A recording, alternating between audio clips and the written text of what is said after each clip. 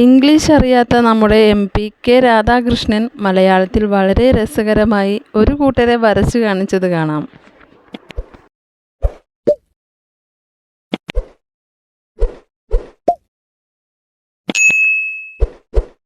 Hi friends, ഇന്നത്തെ പുതിയ വീഡിയോയ്ക്ക് എല്ലാവർക്കും സ്വാഗതം. കെ രാധാകൃഷ്ണൻ സഭയിലൊരു കാര്യം പറയുകയുണ്ടായി. വിഷയം വഖഫ് ഭേദഗതി ബില്ലിനോടനുബന്ധിച്ചായിരുന്നു. ഈ ബില്ലിനെ അനുകൂലിക്കുന്നവർക്ക് സംഭവിക്കാൻ പോകുന്ന ആ ഒരു കാര്യം വളരെ നന്നായി വിവരിച്ചു തന്നു. അത് നമുക്കൊന്ന് കേട്ടുവരാം. ഓരോ മതവിഭാഗത്തിനും അവരുടേതായിട്ടുള്ള താല്പര്യങ്ങൾ സംരക്ഷിക്കാൻ വേണ്ടിയുള്ള അവസരം നമുക്ക് ഉണ്ടാക്കി കൊടുക്കാൻ കഴിയണം. മുസ്ലിം സമൂഹത്തെ ഒറ്റപ്പെടുത്താനുള്ള ഈ ശ്രമത്തിനെതിരായിക്കൊണ്ട് നമ്മുടെ നാട് ആകെ ഉണർന്ന് പ്രവർത്തിക്കേണ്ടതാണ് എന്ന് ഞാൻ സൂചിപ്പിക്കുകയാണ്. സാർ, ഇവിടെ ഒരു കാര്യം മാത്രമാണ് എനിക്ക് സൂചിപ്പിക്കാനുള്ളത്. അതായത് ഈ ബില്ലിനെ അനുകൂലിക്കുന്നവർ ശ്രദ്ധിക്കേണ്ട ഒറ്റ കാര്യം, സാർ, നമുക്കറിയാം ഹിറ്റ്ലർ ജർമ്മനിയെ എങ്ങനെയാണ് ഫാസിസത്തിലേക്ക് കൊണ്ടുപോയത്. അന്ന് ആ ഹിറ്റ്ലറുടെ ഫാസിസത്തെ സപ്പോർട്ട് ചെയ്തിരുന്ന ഒരു കവി മാർട്ടിൻ ലിയോൺ മുള്ളർ എന്ന് പറയുന്ന ആ കവി പിന്നീട് പറയുകയുണ്ടായി. എന്താണ് പറഞ്ഞത്? അദ്ദേഹത്തിന് വിലാപകാവ്യമാണ്. അദ്ദേഹം പറഞ്ഞു, അവർ ആദ്യം വന്നത് കമ്മ്യൂണിസ്റ്റുകാരെ തെരഞ്ഞാണ്. അപ്പോൾ കമ്മ്യൂണിസ്റ്റുകാരെ തെരഞ്ഞു വന്നു കഴിഞ്ഞ സമയത്ത് ഞാൻ അതിനെ എതിർത്തില്ല, കാരണം ഞാനൊരു കമ്മ്യൂണിസ്റ്റ് അല്ലായിരുന്നു. രണ്ടാമത് അവർ വന്നത് സോഷ്യലിസ്റ്റുകളെ അന്വേഷിച്ചാണ് വന്നത്. അപ്പോഴും ഞാൻ പ്രതികരിച്ചില്ല, കാരണം ഞാനൊരു സോഷ്യലിസ്റ്റ് അല്ലായിരുന്നു. പിന്നീട് അവർ വന്നത് ട്രേഡ് യൂണിയൻ നേതാക്കളെ അന്വേഷിച്ചാണ് വന്നത്. അപ്പോഴും ഞാൻ പ്രതികരിച്ചില്ല, കാരണം ഞാനൊരു ട്രേഡ് യൂണിയനിസ്റ്റ് അല്ല. പിന്നീട് അവർ അന്വേഷിച്ച് വന്നത് ജൂതന്മാരെ അന്വേഷിച്ചാണ്. അപ്പോഴും ഞാൻ പ്രതികരിച്ചില്ല, കാരണം ഞാനൊരു ജൂതനായിരുന്നില്ല. എന്നാൽ അവസാനം അവർ വന്നത് എൻ്റെ അടുത്തേക്കാണ്, എന്നെ അന്വേഷിച്ചാണ് വന്നത്. അപ്പോഴേക്കും എനിക്ക് വേണ്ടി പറയാൻ ആരും ഉണ്ടായിരുന്നില്ല എന്ന് അദ്ദേഹം പറയുകയുണ്ടായി. അതുപോലെ തന്നെയാണ് ഈ ബില്ല് അനുകൂലിക്കുന്നവർക്ക് ഭാവിയില്ലാത്ത അവസ്ഥ ഉണ്ടാകാതിരിക്കാൻ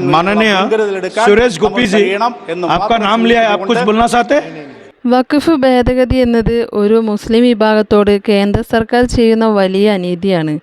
അവർ കൈകാര്യം ചെയ്യേണ്ട കാര്യത്തിൽ കടന്നു കയറി ആ വിഭാഗത്തിൽ പെടാത്തവരെ ഉൾപ്പെടുത്തി ഒരു ബോർഡ് വരുത്തുന്നത് ഇപ്പോഴുള്ള വഖഫ് നിയമങ്ങൾക്ക് എതിരാണ്.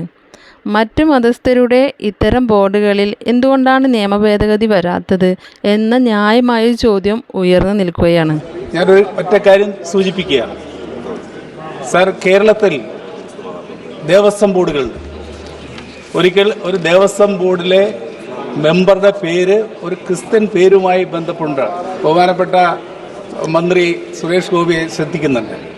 ഒരു ക്രിസ്ത്യൻ പേര് വന്നതിൻ്റെ പേരിലാണ് അത് ക്രിസ്ത്യാനിയാണ് എന്ന് തെറ്റിദ്ധരിച്ചുകൊണ്ട് വലിയ കലാപം നമ്മുടെ കേരളത്തിലുണ്ടായി.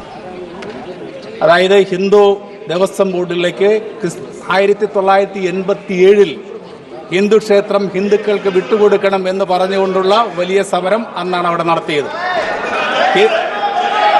സർ സർ സർ പ്ലീസ് ബഹുമാനായ മിനിസ്റ്റർ, അറിയാം. Sir, please conclude. Let me complete.